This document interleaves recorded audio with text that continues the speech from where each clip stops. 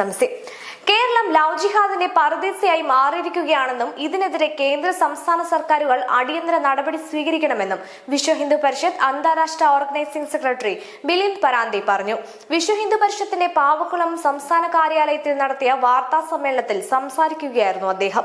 വിഷയം ചൂണ്ടിക്കാട്ടി കേന്ദ്ര സർക്കാരിന് പരാതി നൽകുമെന്നും മിലിന്ദ് പരാന്തി പറഞ്ഞു.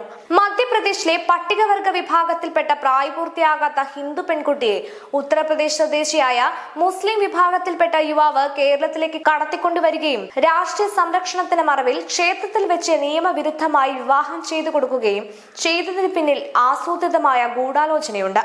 പെൺകുട്ടിയുടെ മാതാപിതാക്കൾ തങ്ങളുടെ മകൾക്ക് പ്രായപൂർത്തിയായിട്ടില്ലെന്നും വ്യക്തമാക്കിയിട്ടും ഈ കുട്ടിയെ രക്ഷിക്കുന്നതിന് പകരം സംസ്ഥാനം ഭരിക്കുന്ന പാർട്ടിയും പോലീസും ഗുരുതരമായ കുറ്റകൃത്യത്തിന് കൂട്ടുനിൽക്കുകയാണ് ചെയ്തതെന്നും അദ്ദേഹം വ്യക്തമാക്കി.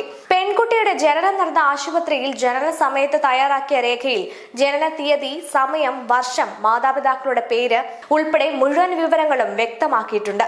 ഇത് പ്രകാരം പെൺകുട്ടി പ്രായപൂർത്തിയായിട്ടില്ല.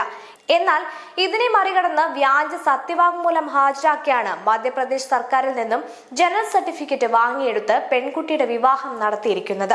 വ്യക്തമായ തെളിവിന്റെ അടിസ്ഥാനത്തിലാണ് ദേശീയ പട്ടികവർഗ കമ്മീഷൻ മധ്യപ്രദേശ് സർക്കാരിനോട് ഇവിടെ ഹാജരാക്കിയ ജനന സർട്ടിഫിക്കറ്റ് തെറ്റാണെന്നും അത് റദ്ദാക്കണമെന്നും ആവശ്യപ്പെടുകയും തുടർന്ന് സർക്കാർ അത് റദ്ദാക്കുകയും ചെയ്തത്.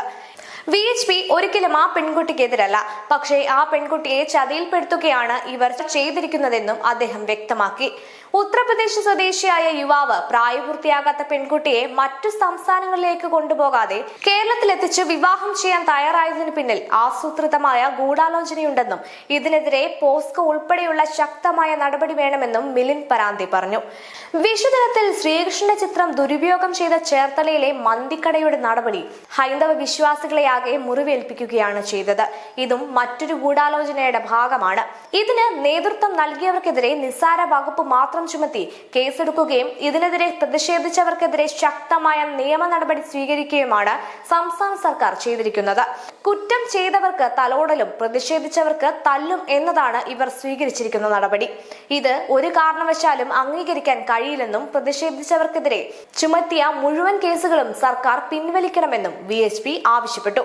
ജസ്റ്റിസ് ബെഞ്ചമിൻ കോശി കമ്മീഷന്റെ റിപ്പോർട്ട് സംസ്ഥാന സർക്കാർ ധൃതി പിടിച്ച് നടപ്പിലാക്കിയത് മതപരിവർത്തന നടപടിയെ പ്രോത്സാഹിപ്പിക്കുന്ന നടപടിയാണെന്നും ഇത് അപലപനീയമാണെന്നും വാർത്താ സമ്മേളനത്തിൽ പങ്കെടുത്ത വിശ്വ ഹിന്ദു പരിഷത്ത് സംസ്ഥാന ജനറൽ സെക്രട്ടറി അഡ്വക്കേറ്റ് അനിൽ വിളയിൽ പറഞ്ഞു.